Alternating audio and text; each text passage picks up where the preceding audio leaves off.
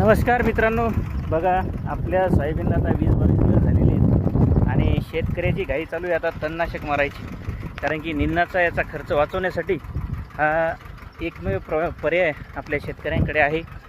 आणि दुसरी महत्त्वाची गोष्ट, शेतात वर लक्ष असताना सुद्धा राष्ट्रीय आणि आंतरराष्ट्रीय घडामोडीवर लक्ष शेतकऱ्याचं असणं तितकंच महत्त्वाचं आहे.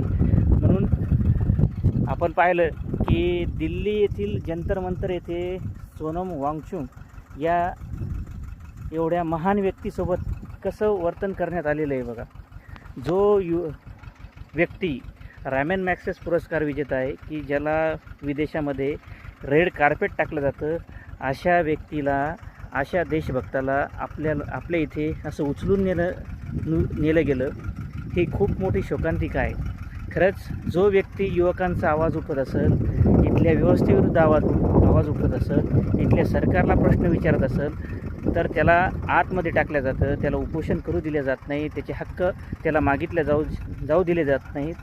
त्यामुळे आपल्या देशामध्ये लोकशाही शिल्लक राहिली का, हा मोठा प्रश्न आहे प्रत्येकाच्या मनामध्ये. आज जे तरुण शिक्षण घेत आहेत, एक आपल्या आईवडिलांचं स्वप्न पूर्ण करण्यासाठी जीवाचं रान करत आहेत आणि आदल्या दिवशी त्यांना कळतो किंवा पेपर झाल्यावर कळतं त्यांना की आपला पेपर लीक झाला, फुटला. त्यानंतर अभ्यास करणाऱ्या विद्यार्थ्यांची काय मनस्थिती असेल मला सांगा. शेतकरी कष्टकऱ्यांची मुलं आज शिकत आहेत.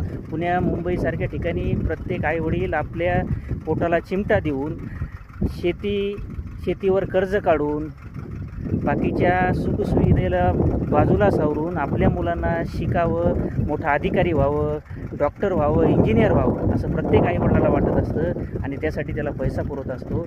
आणि पैसा पुरवल्यानंतर ज्यावेळेस पेपर होते आणि पेपर झाल्यानंतर कळते पेपर फुटला. ते पेपर फोडणारे कोण आहेत? पेपर फोडू कसा शकतो मला सांगा. ज्या पेपरवर आपल्या देशाचं भवितव्य आहे, ती गोष्ट जर लीक होत असेल तर मला सांगा तुम्ही आम्ही काय. म्हणजे एवढी महत्त्वाची गोष्ट जर लीक होत असेल, पेपर फुटत असतील, तर आज आम्ही कुठं जगतो आहे.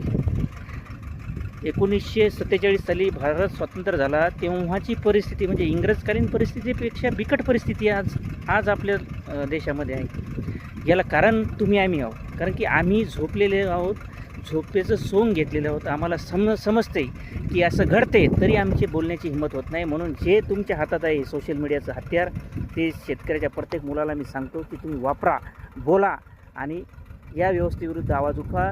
तरच इथली व्यवस्था